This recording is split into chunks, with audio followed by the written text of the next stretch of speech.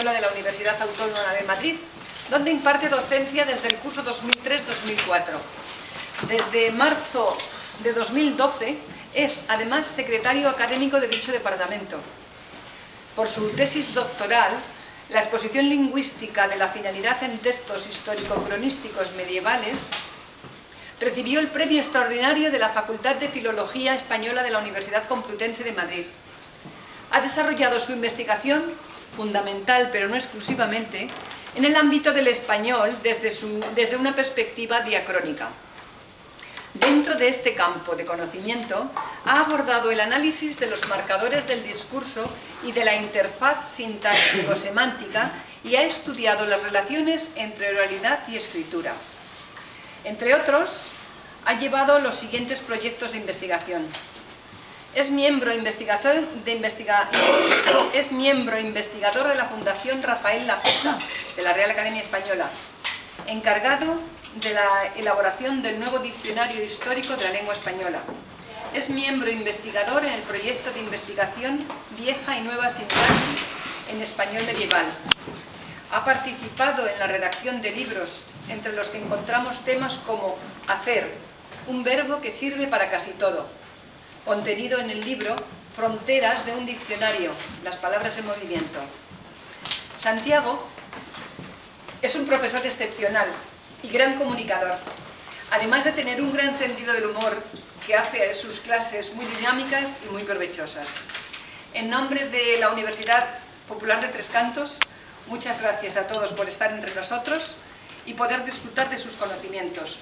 Nuestras puertas desde ahora están abiertas para ti. Gracias. Gracias, Luisa, y la verdad es que me lo pones muy difícil porque si tengo que hacer uso del sentido del humor y no me he traído mucho arsenal de chistes preparados, pues supongo que fracasaré y acabaré por no tener un sentido fino del humor, ni siquiera grosero del humor, pero vamos a intentarlo. Estaba dudando si ponerme, sentarme, dar una charla, luego levantarme. Creo que ya me voy a quedar así, de pie. Haz lo que quieras. Y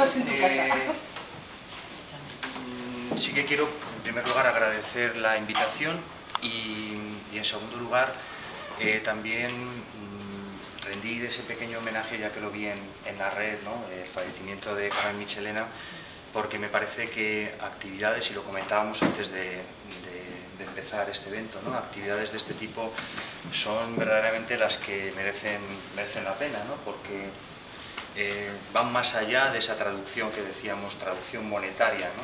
Sino que va más allá. Es algo que se hace porque sí, y es lo que realmente tiene valor, ¿no? Por encima del precio. Hablaba también antes del título. Supongo que el título lo tendrán así presente, Historias de palabras, palabras con historia. Y el título, pues, realmente era llamativo, ¿no? Es llamativo, supongo. Cuando normalmente se dan pautas para redactar un ejercicio escrito, un ejercicio académico escrito, se dice que el título tiene que ser lo último. Tiene que ser lo último que se redacte. Bueno, pues aquí el título es lo primero que aparece.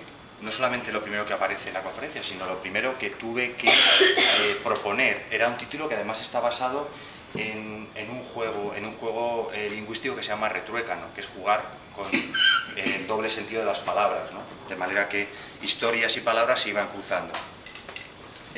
Yo tenía claro que quería hablar de palabras y tenía también claro que quería hablar de propiedades de las palabras, de cosas que le pasan a las palabras, pero fundamentalmente tenía claro que quería hablar de las relaciones de las personas con las palabras, y supongo que esto al final de la conferencia se entenderá, y en el coloquio, que espero que sea productivo, también lo entenderemos.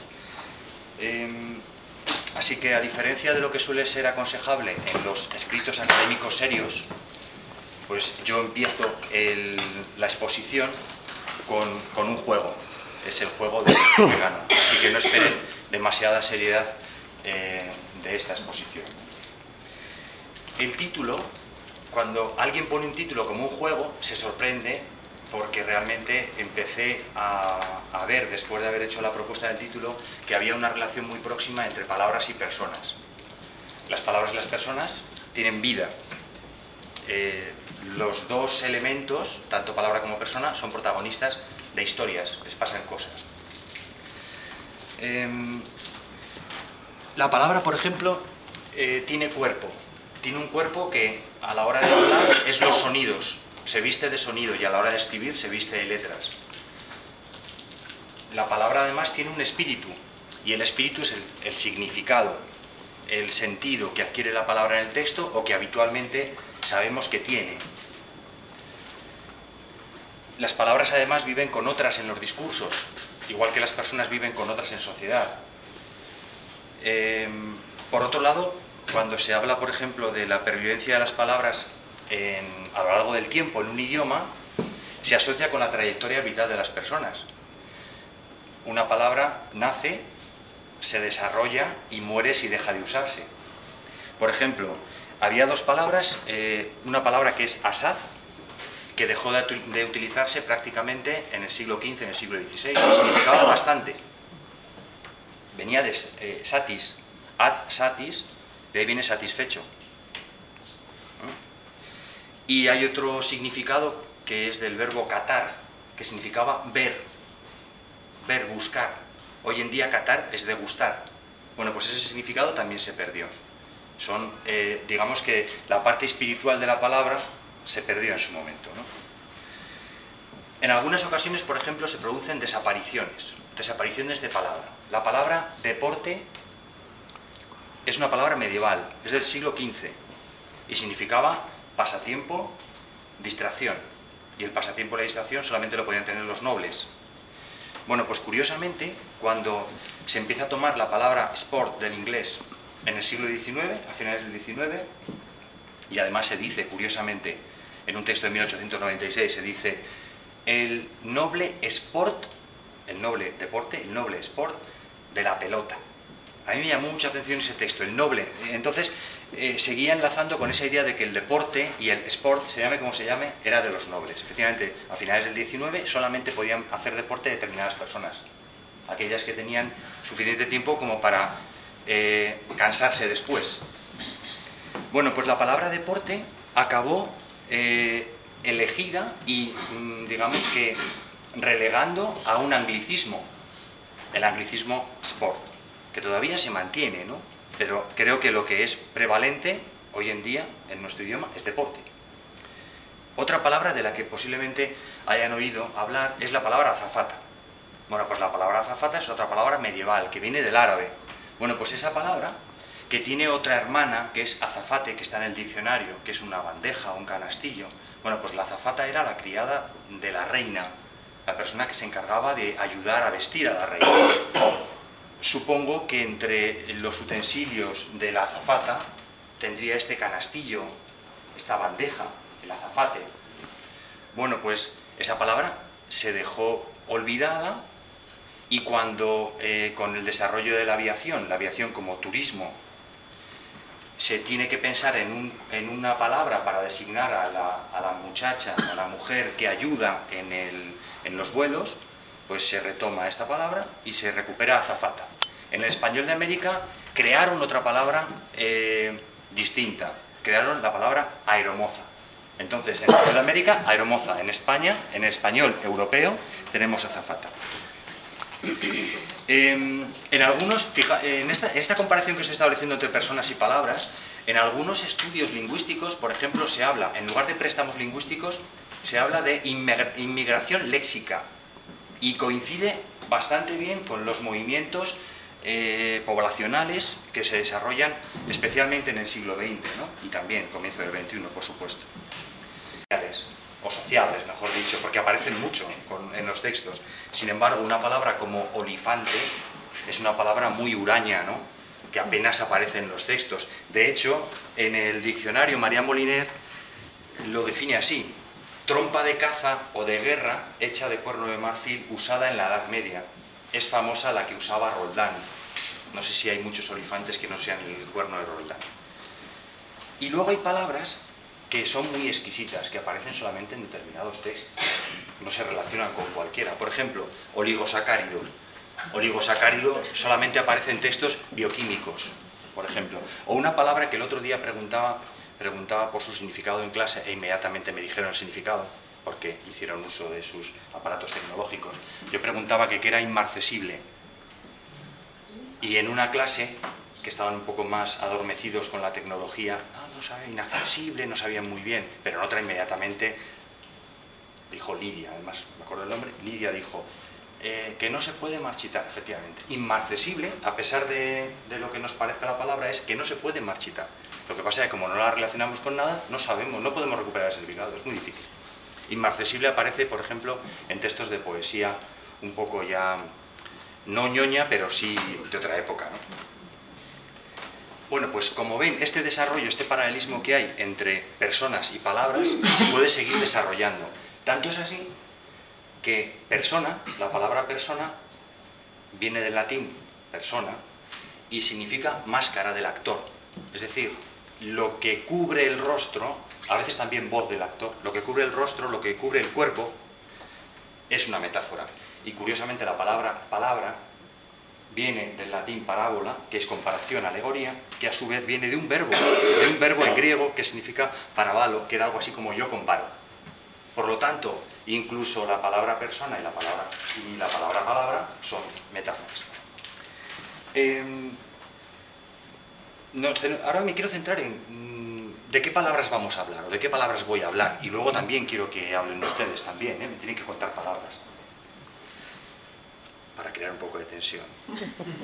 Entonces, si yo de manera espontánea, o cualquiera de nosotros le dijéramos a alguien, dinos tres palabras, pues supongo que podría decir palabras como mueble, caminar, estrecho. Y sería un poco raro que alguien dijera, y, de, que... Es decir, esto probaría que nosotros como hablantes tenemos una idea de lo que consideramos palabras de verdad. Y esas palabras de verdad son mueble, son caminar, son estrecho, y sin embargo, y, de y qué parecen otra cosa. No las enumeraríamos. El hablante sabe que las palabras fundamentalmente las necesita para nombrar las cosas, por ejemplo, mueble, para decir qué pasa en la realidad, caminar, y para decir cómo son las cosas, por ejemplo, estrechas, anchas, etc. Estas palabras, este tipo de palabras, constituyen el vocabulario del idioma. ¿De acuerdo? Y esas palabras que he dicho antes, y de que parecen de segundo rango, son lo que llamaban los primeros estudiosos del español en el siglo XV, en el siglo XVI, las llamaban partecillas. Partecillas, porque eran pequeños elementos que formaban parte de la gramática.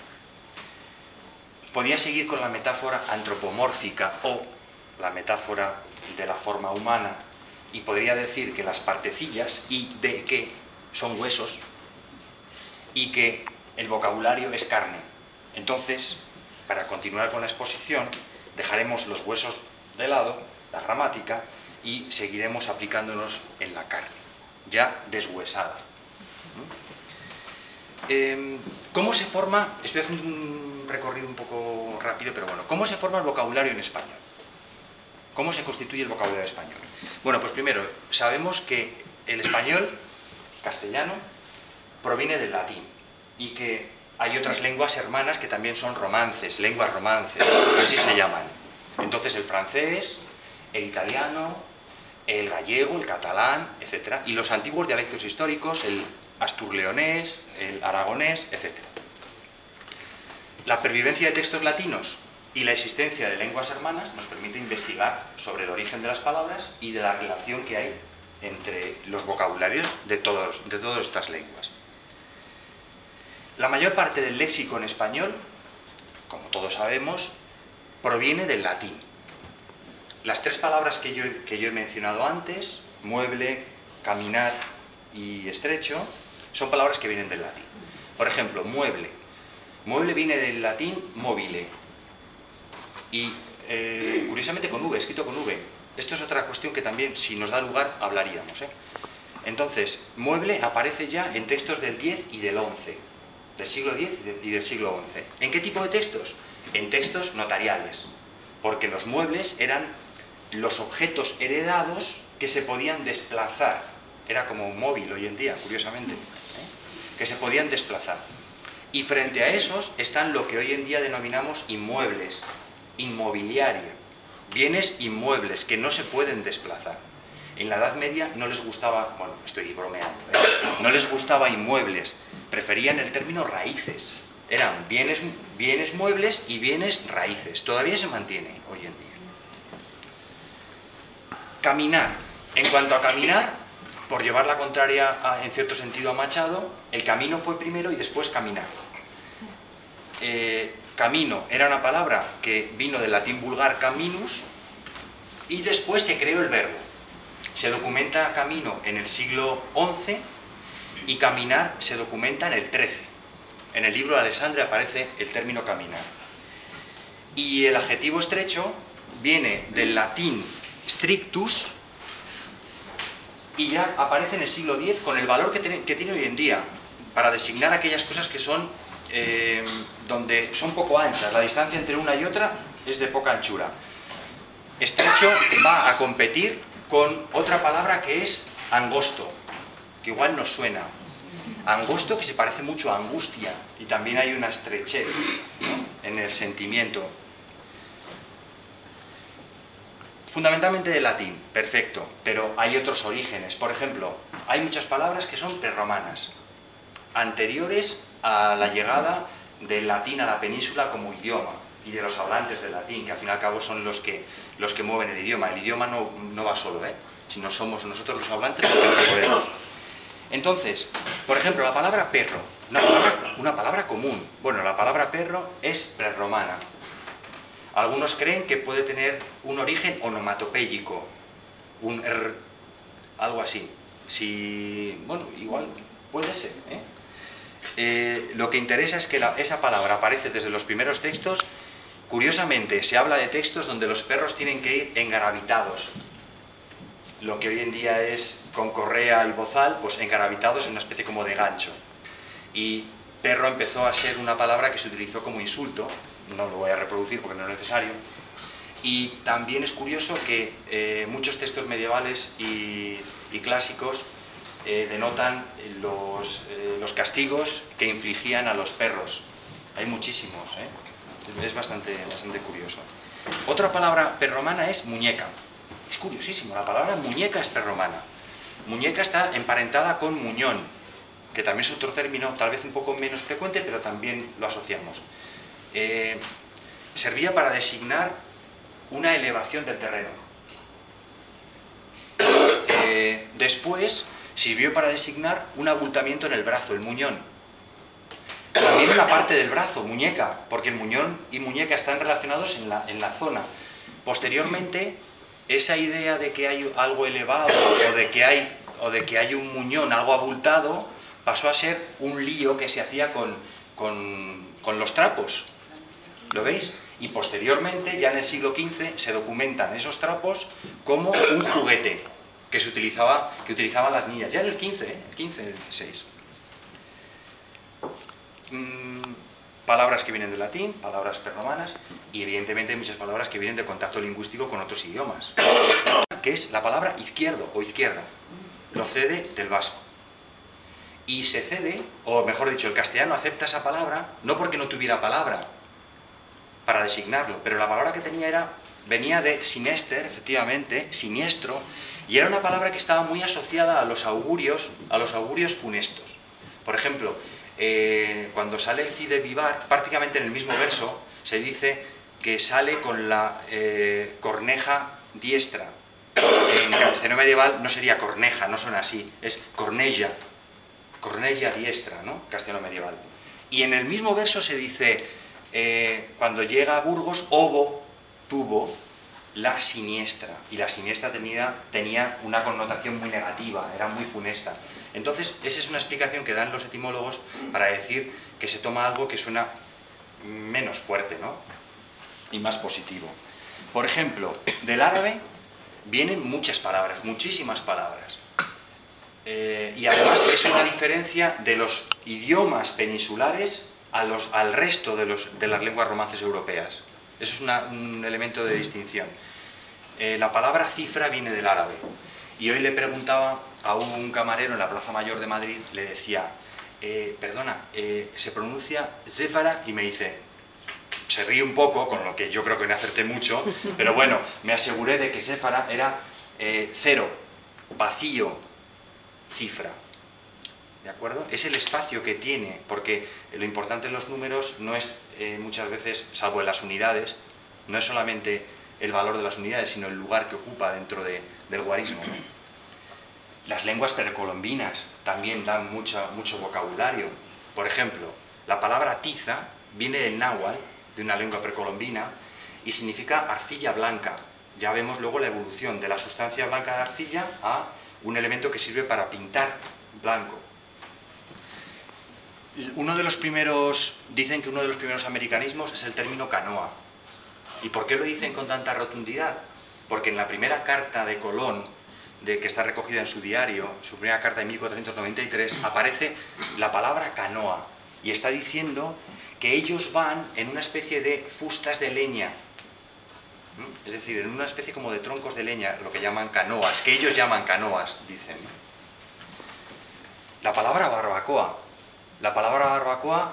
viene del taíno, una lengua caribeña, y significaba armazón o incluso andamio que se construía con distintos objetivos. Uno de ellos era cocinar, pero había otros objetivos. Pues evidentemente pasó al inglés y luego al castellano. La palabra bagatela viene bagatella, en italiano. Bueno, y entra en el siglo XVII. Y se sabe que entra en el siglo XVII porque Lope de Vega en la Gatomaquia dice algo así como niñerías, termina el verso, que en Italia se llaman bagatelas. Sabemos que es el sinónimo, ¿no? Y que ya tiene el significado que más o menos puede tener hoy en día. La palabra bitácora posiblemente venga del francés, aunque ya digo posiblemente, y que a su vez viene del latín. El latín era habitáculo. Habitáculo es un sitio pequeñito, una habitación. Bueno, pues habitáculo en francés, habitacle, y posteriormente bitacle, bitácora. Es muy curioso que esta palabra, por ejemplo, sirviera para designar el armario donde está la brújula que permite navegar, y que con el paso del tiempo bitácora designa un género discursivo en red, que es el blog. El blog también se denomina bitácora, y también con el blog se navega, lo que pasa que en la red, claro. Del inglés vienen tantísimas palabras, incluso blog, que lo acabo de mencionar, pero vienen otras palabras como dopar o flipar. Y he puesto estas dos porque lo curioso es que los verbos se adaptan en castellano en la primera conjugación, que es la más productiva de las tres. ¿De acuerdo? Los préstamos lingüísticos, no sé si se me sigue más o menos. Sí. Los préstamos lingüísticos, ¿por qué vienen motivados? Porque alguien quiere nombrar algo y no sabe cómo hacerlo, ¿no? Iglú, la palabra iglú. La palabra iglú viene del esquimal y sirve para designar las edificaciones propias de estas personas, ¿no?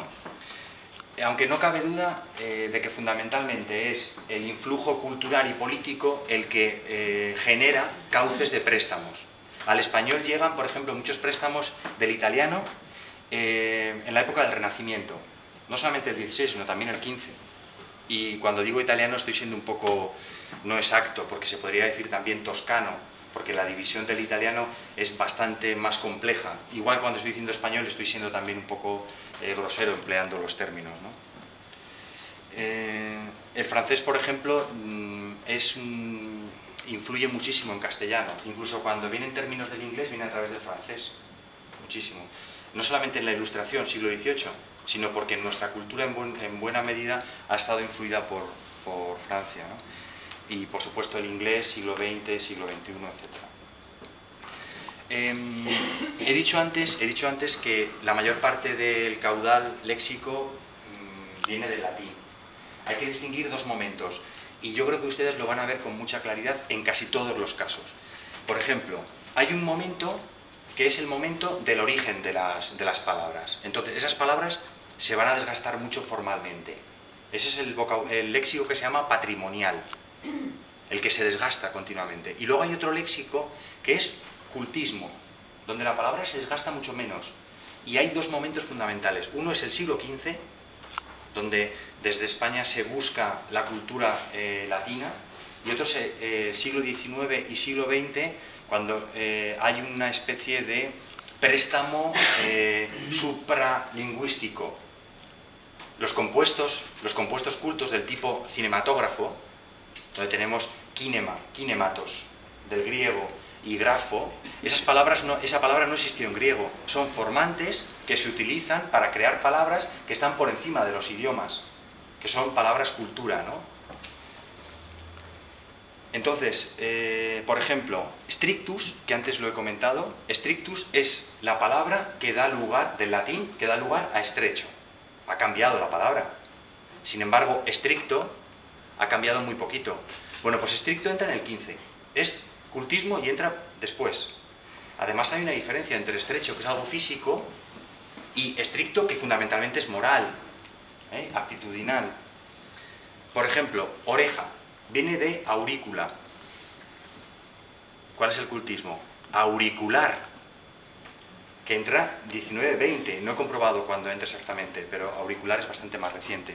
O por ejemplo, minutu o minutum da lugar a menudo, la patrimonial es menudo, pequeño, algo menudo, y da lugar a un cultismo que es minuto, el término minuto. Cuando una persona tiene ganas de crear una palabra, lo hace con las posibilidades del idioma. Por ejemplo, camino era un sustantivo.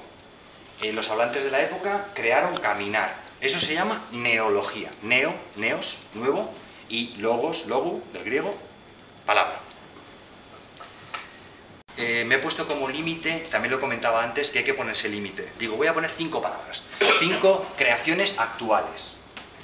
Y he puesto yayoflauta, que está formada a partir de perroflauta, y es una palabra a mí me parece muy graciosa. Otra palabra que ya es un poco más antigua, que es mileurista, que se sabe además que empieza en una carta al director. En una carta al director creo recordar que es una chica la que maneja el término por primera vez, está documentado. Hay otra palabra también, bueno, también he puesto pepero, también, pepero es una palabra también actual. Hay otra palabra, han sido 5, al azar, no nadie esté pensando aquí que yo tengo una mente torticera y que está, no. Ha sido al azar, según me iba levantando y llegaban, o sea que no, ¿saben lo que es la palabra ocurrir? Ocurrir viene de currere, currere es correr. Bueno, pues esto es lo que me ha pasado a mí, que las palabras corren, vienen a mí, yo no tengo... Hay otra palabra que ha venido a mí que se llama bacalá. Bueno, bacalá, que igual no nos suena mucho, pues bacalá para mí era relativamente común porque me gustan mucho los programas deportivos. De hecho, esto es una anécdota, por favor, que no trascienda, las expulsiones que me han castigado en clase como alumno, no como profesor, pues sería tremendo. Como alumno, cuando me han expulsado de clase ha sido por radiar partidos aunque fueran de ficción. Entonces, claro, a mí me gustaba, pues en un momento determinado, radiarlo. Entonces me decía, profesor, vale, muy bien, a veces aguantaba la risa, pero me echaban. Entonces, la palabra bacalá, por ejemplo, la ha puesto de moda un periodista de la SER, pero lo curioso es que en las intervenciones de los aspirantes a la Junta de Andalucía, uno de los 2 aspirantes ha utilizado el término bacalá. Hablaba del aspirante y decía, lo que ha dicho I es una bacalá.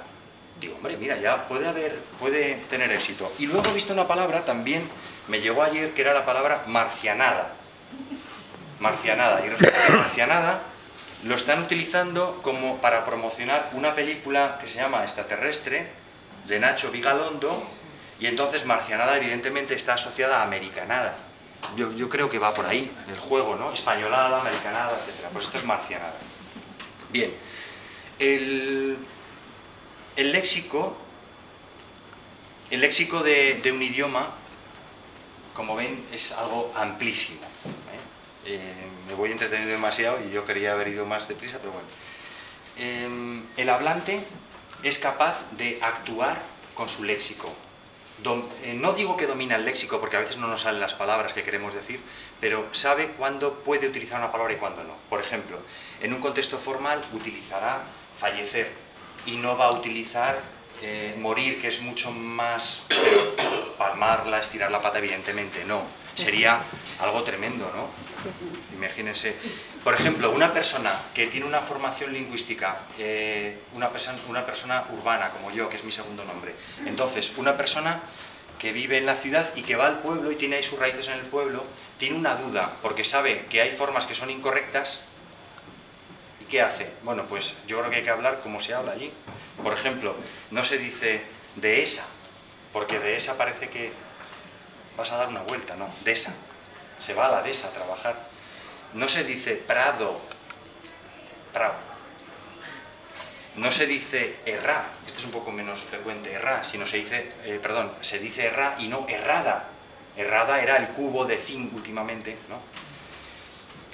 También utilizará palabras que sabe que son propias del ámbito rural. Por ejemplo, utiliza hule, de algunas zonas, ¿eh? Yo no estoy diciendo, esto luego en el coloquio yo creo que tiene que salir. Hule y no mantel. Puchero y no cazuela. Lumbre y no fuego. Y una palabra que es muy personal, que es engarañado.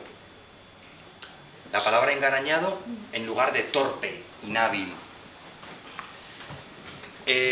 Esas personas, cuando vuelven al ambiente urbano, si no están con personas de la zona, no van a decir andancio, ni van a decir hediondo.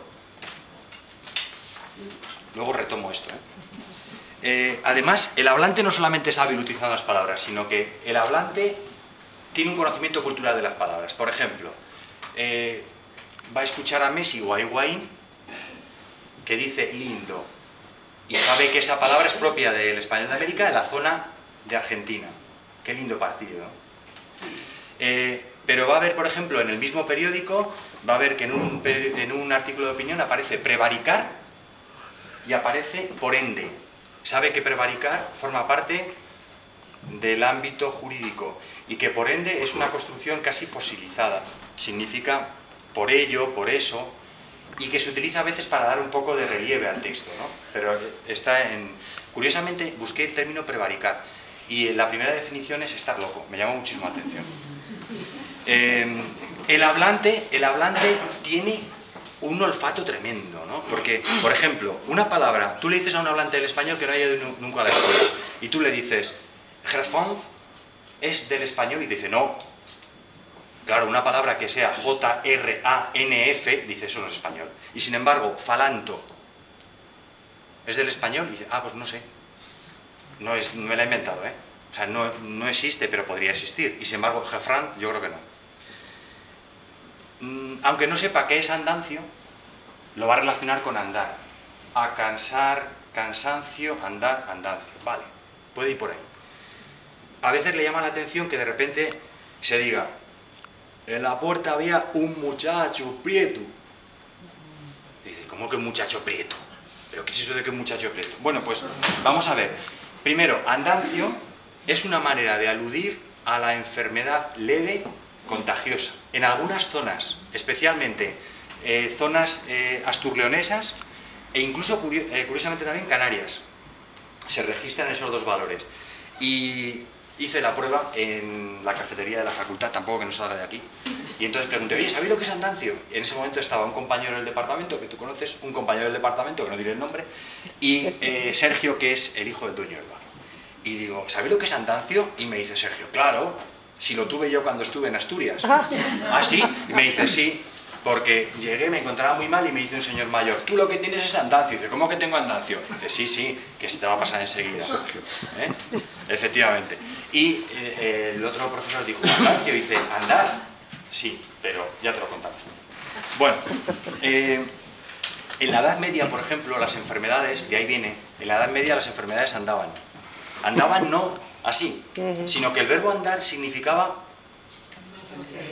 moverse, desplazarse. Entonces, anda la peste por... Bueno, pues era eso. Y yo creo que de ahí, yo creo que de ahí queda la palabra. En el caso de prieto, para designar el color negro ya aparece en la Edad Media. En las Cortes de Soria, en las ordenanzas, se dice, voy a leer en castellano antiguo, se dice, vestir paño prieto es dar a entender, se lee muy parecido, ¿no? Dar a entender que muestran los hombres amorío, que habían con sus parientes finados. ¿Se entiende más o menos? Vestir paño prieto es dar a entender que muestran los hombres amor que tienen con sus parientes fallecidos. Bueno, pues el paño prieto era el paño oscuro, el paño negro. Evidentemente, nuestros hermanos cubanos no se han inventado el término prieto, sino que llevamos el término prieto, ellos lo mantuvieron y nosotros no. Y encima nos extrañamos.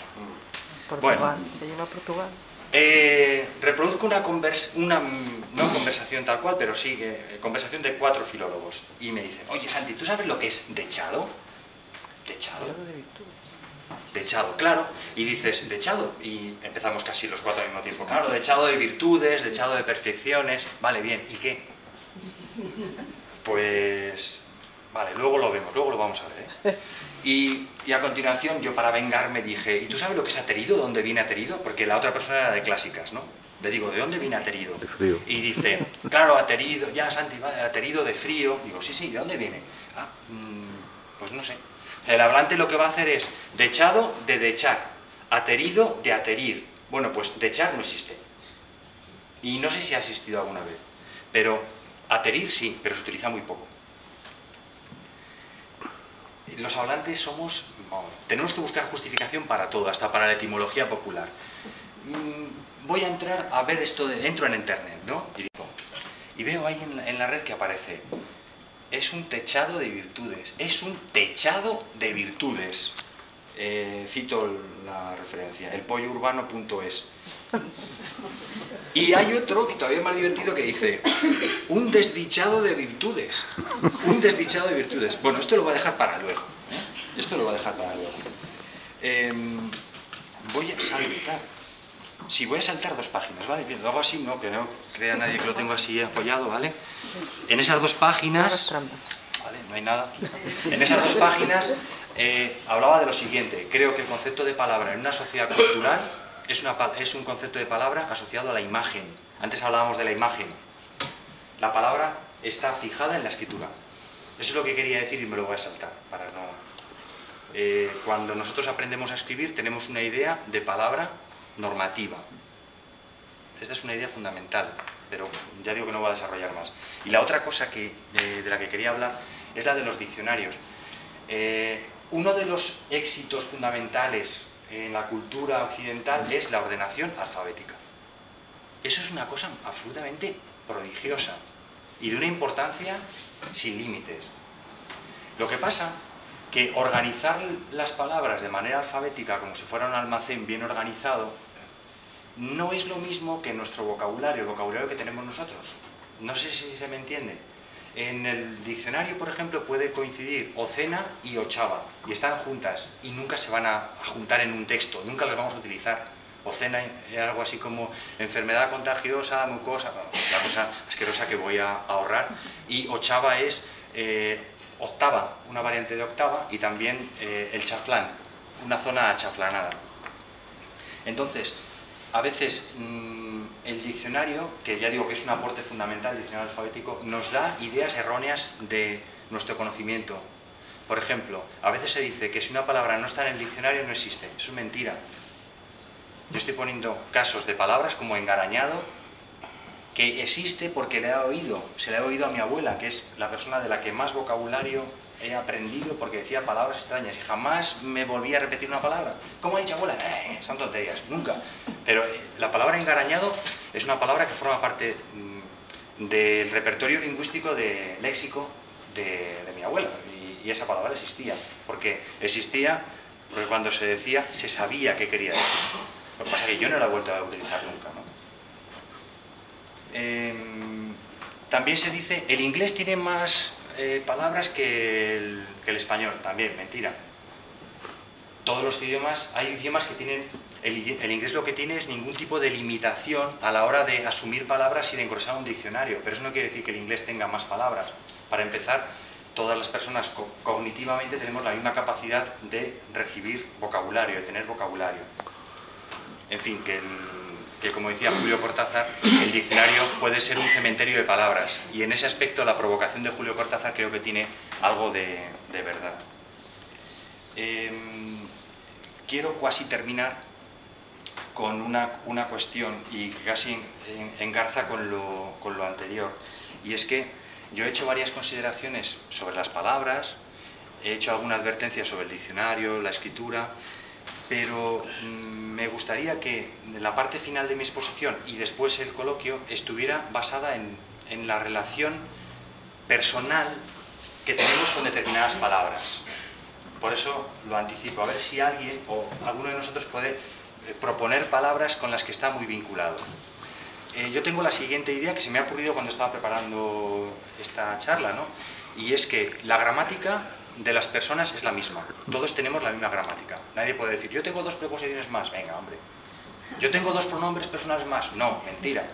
Sin embargo, el vocabulario es ilimitado, es indefinido.